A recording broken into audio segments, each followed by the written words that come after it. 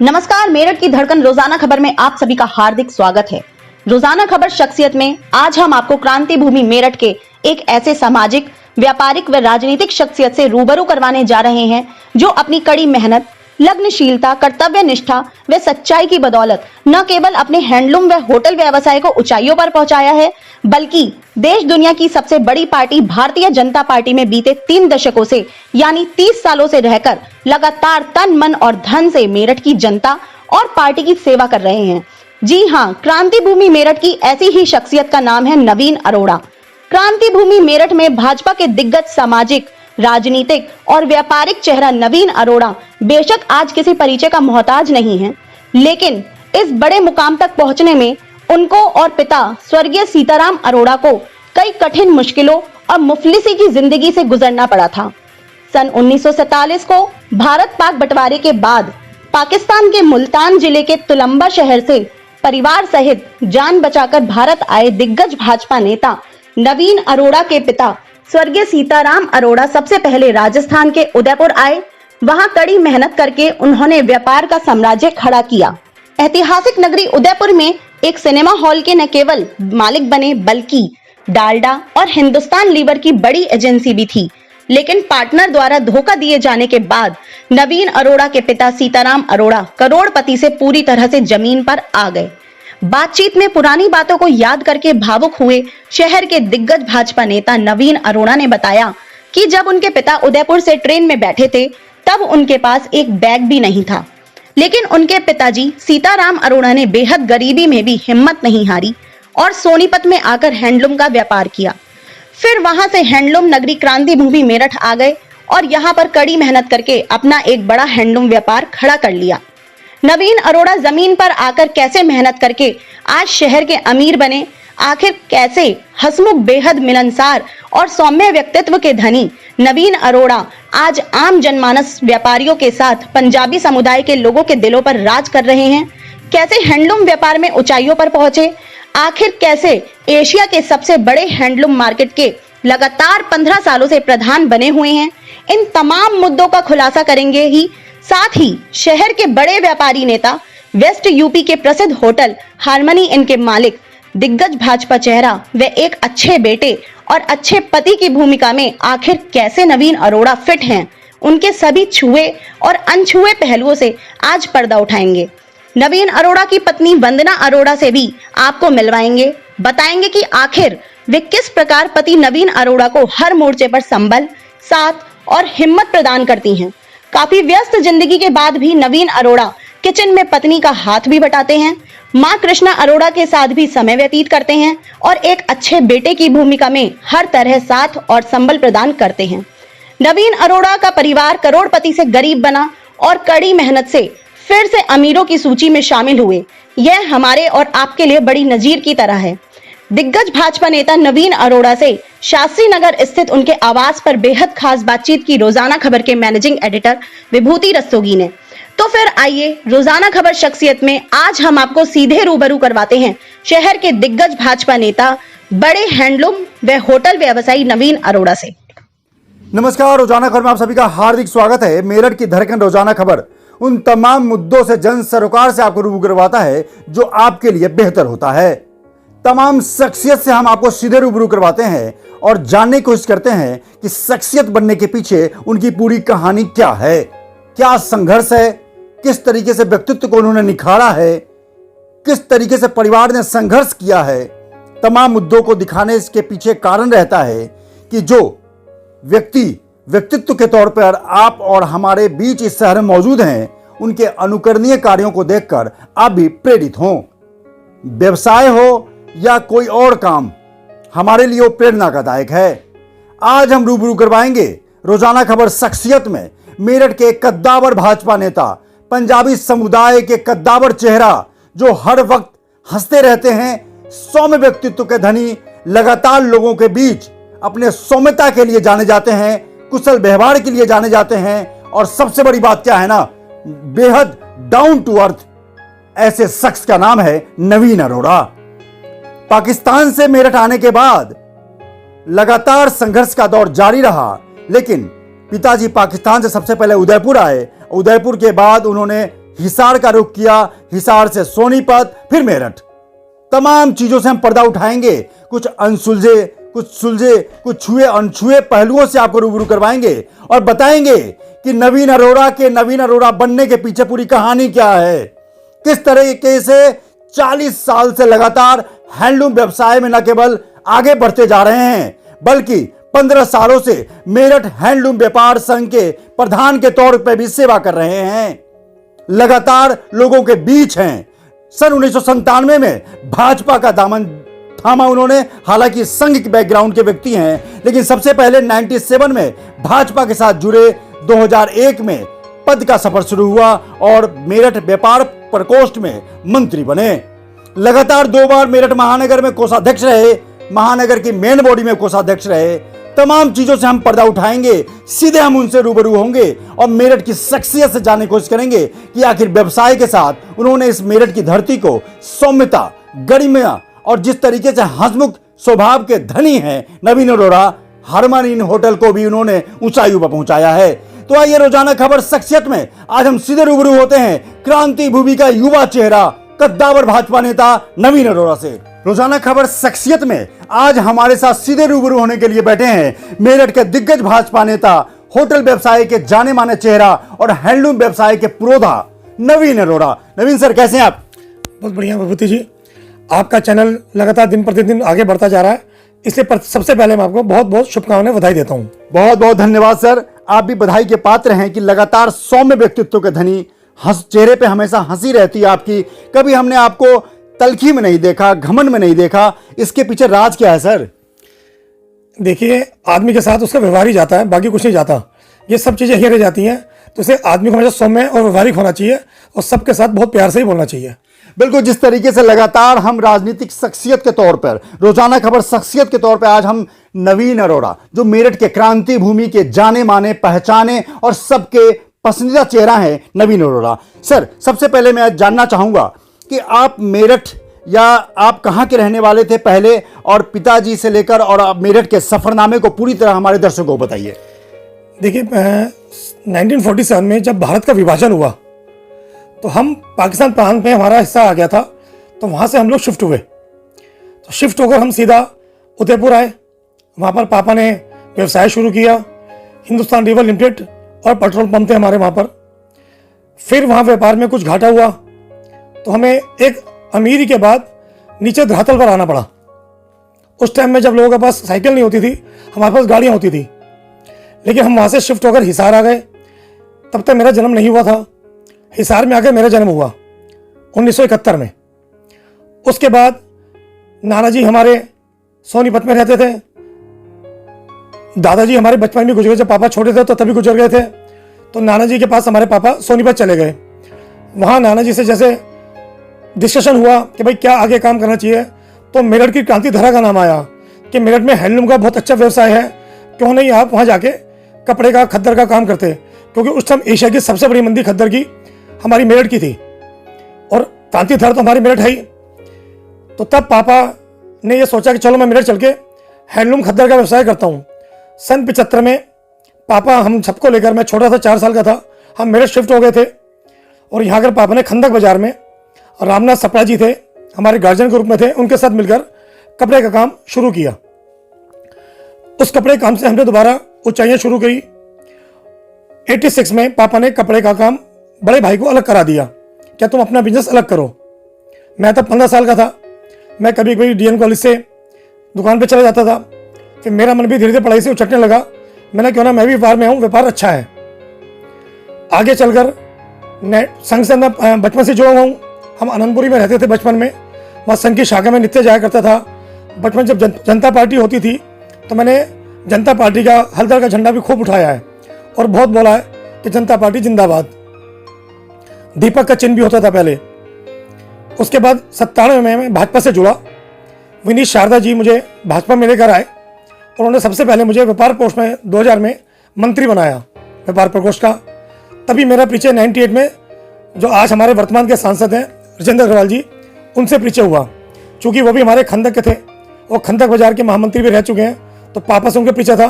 तो जब मैंने उन्हें बताया कि उनका बेटा हूँ, तो उन्होंने मुझे आशीर्वाद दिया और कहा राजनीति में आओ।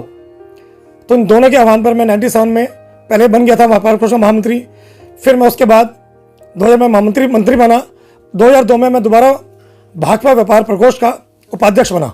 बिल्कुल, जिस तरीके से लगातार एक संघर्ष की कहानी को सुनाते हुए वाकई एक भावुक क्षण भी हो जाता है कि जब आप पाकिस्तान से उदयपुर आते हैं, देश के बंटवारे को, दर्द को झेलते हुए, उसके बाद उदयपुर के आप अमीरों में शुमार होते हैं।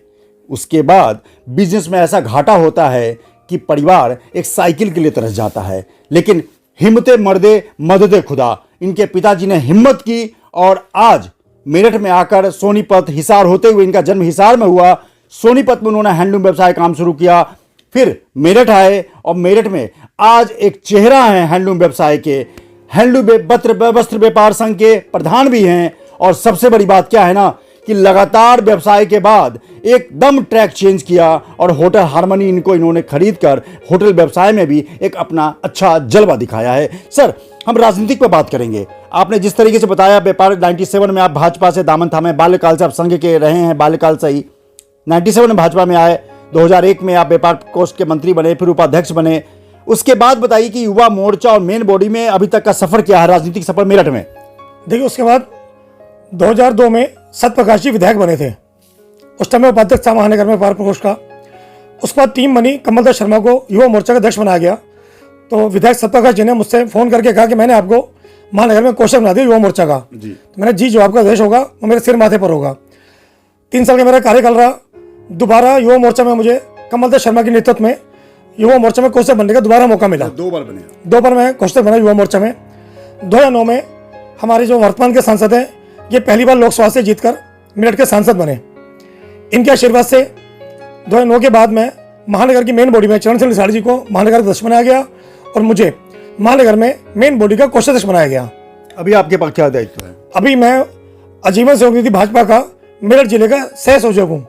बिल्कुल, जिस तरीके से लगातार भाजपा को अपने खून पसीने से सींच रहे हैं नवीन अरोड़ा, लगातार युवा चेहरा हैं और जो सौम्य व्यक्तित्व के धनी है, पर्सनालिटी इनकी ऐसी है कि मेरठ में एक तारीफ के लायक है। सबसे बड़ी बात क्या है कि सर, जब हैंडलूम व्यवसाय में आप संलग्न थे तो बीच में एक क्वेश्चन मैं जरूर पूछूंगा, होटल व्यवसाय में अचानक कैसे कदम रखा, उसके पीछे क्या कहानी है? देखिए, होटल व्यवसाय में मेरा आने का कोई मन नहीं था।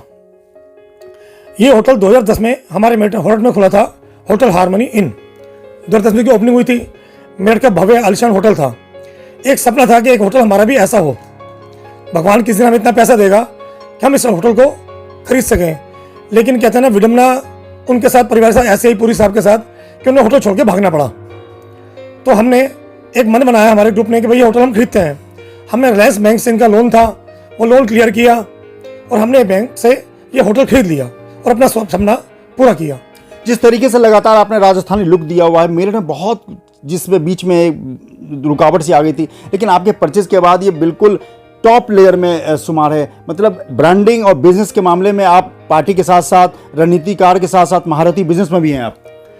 देखिए, ऐसा नहीं है कि मैं एक महारथी हूँ, भगवान का, माता रानी का मेरे पे आशीर्वाद है। हमने एक प्रयास किया था कि अगर हम होटल खोलेंगे ये वाला, उसे दोबारा से इसको चलाएंगे तो एक ऐसा भव्य होटल बनाएंगे कि मेरठ शहर में तो इससे अच्छा होटल ना हो कोई। और आज भगवान की कृपा से हमारे होटल का मेरठ ही नहीं, आसपास के शहरों में भी एक अच्छा नाम है।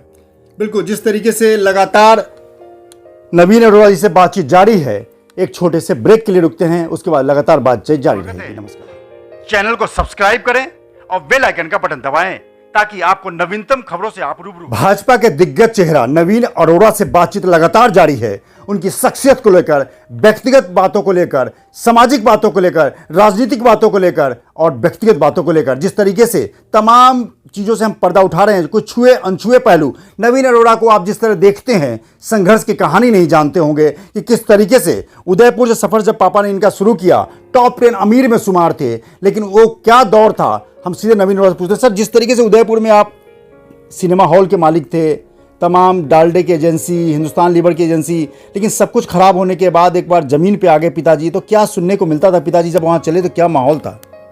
देखिए, सबसे पहले तो हमारे परिवार ने सबसे बड़ा दंश ये झेला कि जब हिंदुस्तान का विभाजन हुआ था तो हमें अपना घर परिवार सब छोड़ के आना पड़ा। आकर उदयपुर में शिफ्ट हुए, अच्छा कारोबार जमाया, वहाँ भी फिर नुकसान हुआ। एक समझ लो रातों रात, जैसे कहते हैं ना आदमी, एक बैग लेके परिवार को लेकर निकल जाता है। मैं तो उस समय नहीं था, मेरे भाई बहन बड़े छोटे थे, तो पापा ये बताते थे कि वहाँ से निकल के हमें आना पड़ा और हिसार में शिफ्ट हुए। वहाँ के थोड़ी मेहनत करी, जब वहाँ का काम नहीं जमा तो बहुत पापा परेशान होते थे, भाई कैसे करूँगा मैं, इतने अच्छे परिवार से होने के बाद भी मैं काम नहीं कर पा रहा, बहुत दुखी होते थे। तो उसके बाद नाना जी हमारे सोनीपत में थे, तो नाना जी ने कहा तुम सोनीपत आओ और देखते हैं कैसे करना है। तो उसके बाद सोनीपत आने के बाद विचार ये बना कि मेरठ में एक बहुत ही बड़ी हैंडलूम का व्यवसाय है कपड़े का, आप वहाँ जाओ और कपड़े का काम करो। नाना जी ने हेल्प करी पापा की, यहाँ पर आए, वहाँ नाना जी के जानने वाले रामनाथ सपड़ा जी थे, उनके साथ उन्होंने व्यवसाय शुरू किया मिलकर। इस व्यवसाय को बहुत अच्छा चलाया और हम तब बड़े होते गए, क्योंकि 75 में हम मेरठ आ गए थे, तो तब मैं छोटा था। लेकिन उसके बाद सन 86 में पापा ने, जब भैया हमारे बड़े हो गए परवीन अरोड़ा जी, तो उनको खंडक में व्यवसाय कराया कि तुम अब अपना काम अलग करो, भाई मैं तो पार्टनरशिप में कर ही रहा हूँ, तुम अपना काम करो। भैया ने अपना काम किया, थोड़ा थोड़ा मैं भी भैया के पास चला जाता था, हेल्प हो जाती थी। हमारे भाई ने बहुत मेहनत करी और उसके बाद हम दोनों भाइयों ने मिलकर, मैं भी बिजनेस में आ गया। आज हमने एक अपने खंडक बाजार में एक नाम पैदा किया है। मैं पिछले 15 सालों से खंडक बाजार का व्यापार संघ अध्यक्ष भी हूँ। बहुत बढ़िया, बहुत बढ़िया, बहुत सुंदर। लगातार राजनीति के वो धुरंधर चेहरे जो सौम्यता की वजह से जाने जाते हैं, 15 सालों से एक मार्केट का अध्यक्ष होना बहुत बड़ी बात है जी। और मुझे खंडक बाजार ने ऐसा प्यार दिया है कि जैसा मैं समझता हूँ खंडक बाजार वो बाजार नहीं है, मेरा पूरा परिवार है। आज एक एक दुकानदार, एक एक शख्स मुझे ऐसे इज्जत से नजरों से देखता है, मेरा अभिवादन करता है कि मेरा दिल कहते ना, मतलब आंखों में मेरी आंसू आ जाते हैं। मुझे इतना प्यार अपने खंडक बाजार से मिला है।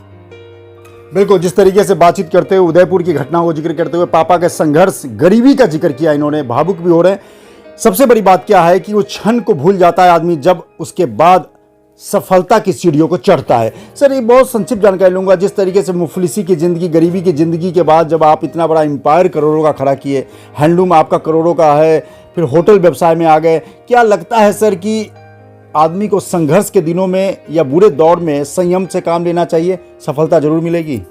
बिल्कुल, संघर्ष के दिनों में भी संयम से काम लेना चाहिए और कभी भी जीवन में संघर्ष से पीछे नहीं हटना चाहिए। आप कभी भी हारे नहीं, हमेशा एक लक्ष्य रखें कि मुझे जीतना है, तो आप जीत अवश्य ही पालेंगे।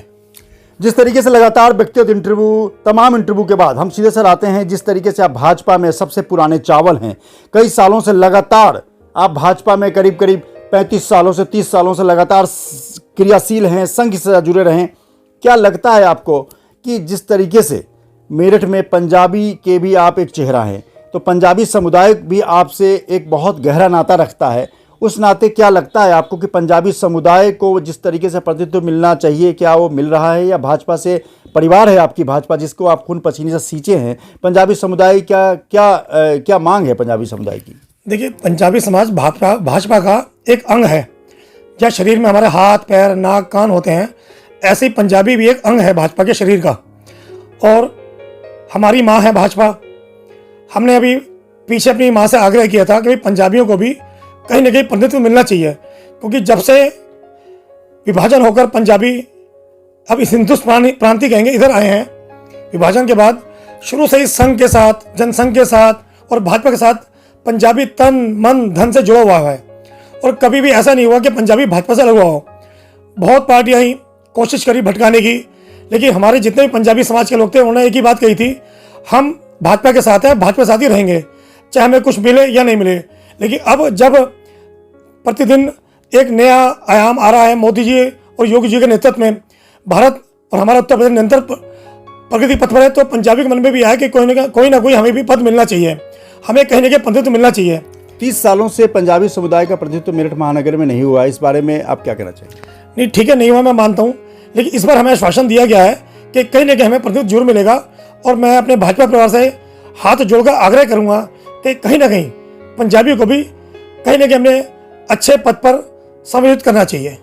जिस तरीके से लगातार आप पंजाबी समुदाय लगातार भाजपा का कट्टर समर्थक है, कट्टर वोटर है, परिवार का अंग है, वैश्य समुदाय को भी बहुत अच्छा प्रतिनिधित्व मेरठ में मिल चुका है, तमाम ब्राह्मण समुदाय को भी मिल चुका है, क्योंकि शहर में 3 लोगों को चेहरा फोकस रहता है, पंजाबी, ब्राह्मण और वैश्य, तो 2 को अच्छा प्रतिनिधित्व मिल चुका है पंजाबी समुदाय को, जिस तरीके से मिलने की उम्मीद है। आप पंजाबी समुदाय में आप किस पद पे हैं और पंजाबी समुदाय को किस तरीके से, कितने हजार की आबादी होगी मेरठ में पंजाबी समुदाय की? पंजाबी समाज में मैं प्रदेश मंत्री हूँ, पंजाबी समाज उत्तर प्रदेश का, और पंजाबियों की संख्या अगर हम सारी कॉन्स्टिट्यूंसी को देखें तो लगभग 2.5 लाख तो वोटर पंजाबियों के हैं और 5 लाख से ऊपर जनसंख्या है। अच्छा, पूरे जिले में? हाँ, 2.5 लाख वोटर हैं हमारे पंजाबियों के। सारी अगर हम तीनों विधानसभा जोड़ देते हैं अपनी मेरठ जिले की, तो 2.5 लाख वोटर हैं हमारे। 2.5 लाख वोटर हैं, यानी तीनों विधानसभा शहर, कैंट और दक्षिण को जोड़ दिया जाए, बहुत बड़ी बात है। तो क्या लगता है सर, आने वाले कल में आप जिस तरीके से लगातार राजनीति के शिखर पर चढ़ते जा रहे हैं, पंजाबी समुदाय आपको जब देखता होगा तो क्या अपने आप को गौरवान्वित महसूस करता होगा कि संघर्ष से आप बिल्कुल जमीन से ऊपर उठे हैं? बिल्कुल गौरवान्वित महसूस करता हूँ, और मैं आने वाली पीढ़ी को भी संदेश देना चाहूँगा कि संघर्ष से कभी पीछे ना हटें और संघर्ष करें और आगे बढ़ें। बिल्कुल, लगातार जो सौम्य व्यक्तित्व के धनी, लगातार चेहरे पर मुस्कान रखने वाले नवीन अरोड़ा, जो चेहरे से और शरीर के कदकाठी से भी नहीं लगते कि इस तरीके से 50 के आसपास हैं, वाकई हमारे और आपके लिए एक उल्लेखनीय है कि अनुकरणीय है कि अपने शरीर को, अपने बॉडी को मेंटेन करने के साथ साथ राजनीति को, बिजनेस को, तमाम चीज़ों को, परिवार को जिस तरीके से मेंटेन करके चल रहे हैं, वाकई किसी नज़ीर से कम नहीं है। लगातार संघर्ष करते हुए जीवन की ऊंचाइयों को छूने वाले नवीन अरोड़ा से बस आखिरी सवाल ये पूछना चाहूँगा, मेरठ की जनता को क्या संदेश देना चाहते हैं रोजाना खबर के माध्यम से? देखिए, मेरठ की जनता को मैं संदेश देना चाहूँगा कि सभी लोग आपस में मिलकर रहें, प्यार से रहें। हम हिंदुस्तानी हैं, हिंदू हैं, हमें जाति में ना बांटें और बहुत प्यार से सौम्य तरीके से रहें। बिल्कुल, जिस तरीके से लगातार हमने आपको रोजाना खबर शख्सियत में सीधे नवीन अरोड़ा से रूबरू करवाया और बताया कि किस तरीके से उनके संघर्ष की कहानी, जब भारत पाकिस्तान के बंटवारे के समय से लेकर और मेरठ आने तक जिस तरीके से उनके परिवार ने संघर्ष किया, वो वाकई एक हमारे लिए और आपके लिए नजीर है कि संघर्ष से वो हिले नहीं, डिगे नहीं, बल्कि गरीबी और मुफलिसी की जिंदगी जीने के बाद भी नवीन अरोड़ा का परिवार आज मेरठ में टॉप 10 नहीं, टॉप 20 के अमीरों में शुमार है। हैंडलूम व्यवसाय के साथ साथ होटल के व्यवसाय में भी एक मेरठ में अच्छा खासा नाम है। सबसे बड़ी बात क्या है, इंटरव्यू लेने के पीछे की यही कहानी है कि तमाम उन व्यक्तित्वों को आपसे जोड़ा जाए जो लगातार मुफलिसी की जिंदगी जीने के बाद, संघर्ष की जिंदगी जीने के बाद हमारे सामने तटस्थ होकर अपने मुकाम को हासिल किया और हमारे लिए नजीर बन गए। नमस्कार, जब किसी व्यक्ति के संघर्ष की कहानी की अगर बात चलती है, अगर वो नजीर बनता है, तो ऐसे में उस अर्धांगिनी को हम कैसे भूल सकते हैं, उस धर्मपत्नी को हम कैसे भूल सकते हैं जिसने हर पल उस शख्स को ऊंचाइयों पर पहुंचाने के लिए अपनी जी तोड़ मेहनत करी है, रात को रोते हुए कंधे दिए हैं, साथ में उन तमाम चीज़ों को लेकर अपने पति को सहारा दिया है कि तुम हिलो मत, डिगो मत, मैं तुम्हारे साथ हूं। यही शब्द अगर एक इंसान या खासकर मर्द के बुरे वक्त में अगर कोई महिला या दोस्त किसी के कंधे पे हाथ रखे कहता है परेशान मत हो, मैं हूं ना, बेशक वो कुछ नहीं करता हो, लेकिन उस व्यक्ति को बहुत बड़ा संबल मिलता है। हमारे साथ मौजूद हैं नवीन अरोड़ा की धर्मपत्नी वंदना अरोड़ा। तमाम चीज़ों को लेकर नवीन अरोड़ा को 95 में मैरिज होने के बाद तमाम चीज़ों को सीढ़ी दर सीढ़ी चढ़ते हुए, संघर्ष करते हुए, हिम्मत देते हुए अपनी नज़रों से देखा है। वंदना जी, कैसी हैं आप? बहुत अच्छे। क्या लगता है जब 95 में आई थी और आज हैंडलूम व्यवसाय का एक बहुत बड़ा एम्पायर खड़ा है और साथ में मेरठ के पश्चिम उत्तर प्रदेश सबसे बड़े होटल की आप मालकिन हैं?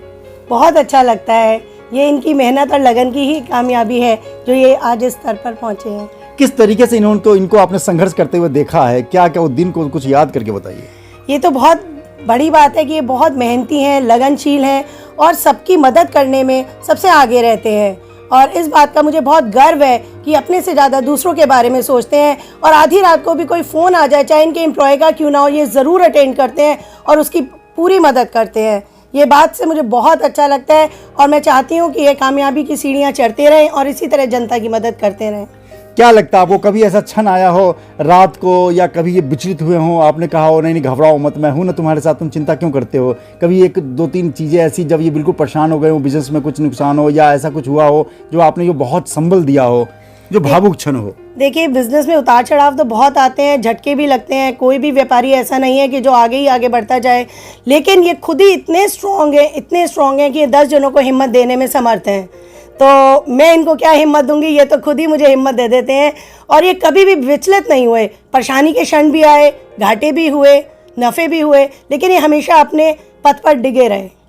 क्या लगता है आपको कि जिस तरीके से सौम्य हमेशा हंसते रहते हैं मेरठ में, हमने जब से इनको 5 सालों से देखा, लगातार चेहरे पर मुस्कान रहती है, तो आपको घर में कोई टेंशन होती ही नहीं होगी? बिल्कुल, ये बात तो आपने बिल्कुल सही कही है। जी। ये हमेशा कितनी भी परेशानी हो, कुछ भी हो, हमेशा हंसते खिलखिलाते रहते हैं और इनका उद्देश्य यही है कि जो पल है उसे अच्छे से जियो और दूसरों की जितनी मदद कर सको वो करो। बिल्कुल, लगातार जिस तरीके से नवीन अरोड़ा जी को संबल प्रदान करने वाली, हर पल साथ देने वाली वंदना अरोड़ा जी हैं। आप मेरठ की हैं? हाँ जी, बिल्कुल। कहाँ मैं की मेरठ हैं? साकेत की। अच्छा, साकेत की है। तो क्या पिताजी क्या करते थे मेरठ में? मेरे पिताजी का व्यवसाय था अपना, गवर्नमेंट में सप्लाई थी इलेक्ट्रॉनिक्स की, तो क्या ट्रांसफॉर्मर्स की, इलेक्ट्रिक ट्रांसफॉर्मर्स की सप्लाई अच्छा, थी। आप पति के लिए 2 लाइन गुनगुना के हमें दर्शकों को बताइए कि आप क्या डेडिकेट करना चाहते जब कोई बात बिगड़ जाए, जब कोई मुश्किल पड़ जाए, तुम देना साथ मेरा ओ हमनवा, तुम देना साथ मेरा ओ हमनवा। बहुत बढ़िया, बहुत बढ़िया। लगातार जिस तरीके से हंसमुख स्वभाव की धनी है और जिस तरीके से पति पत्नी दोनों से मिलकर आपको ये नहीं लगेगा कि बिल्कुल पहली बार मिले हैं। अगर आप पहली बार भी मिलेंगे तो ऐसा लगेगा कि जैसे हम सालों से मिलते आ रहे हैं। वंदना जी लगातार नवीन जी की हम कदम हम सफ़र के तौर पर हर वक्त साथ देती हैं। उसी तरह नवीन जी भी अपनी पत्नी को हर वक्त, चाहे वो व्यवसाय का काम शुरू करने वाले हों या कोई भी काम शुरू करने से पहले अपनी पत्नी का राय मशुरा जरूर करते हैं। इन दोनों की ट्यूनिंग है, परिवार को इस सामंजस्य में रखा हुआ है। 2 पुत्रों के साथ इनकी जिंदगानी बहुत अच्छी तरीके से चल रही है। मेरठ के लिए ऐसे ही शख्स एक क्रांति भूमि के लिए नज़ीर होते हैं और जो जिन चेहरों को आप देख रहे हैं वाकई हमारे और आपके लिए एक अनुकरणीय है कि जमीन पर गिरा हुआ इंसान किस तरह अपने बिजनेस का एम्पायर खड़ा करता है। इससे बढ़िया, इस चेहरे से देखिए, नवीन अरोड़ा से बढ़िया संघर्ष की कहानी आपको कोई नहीं।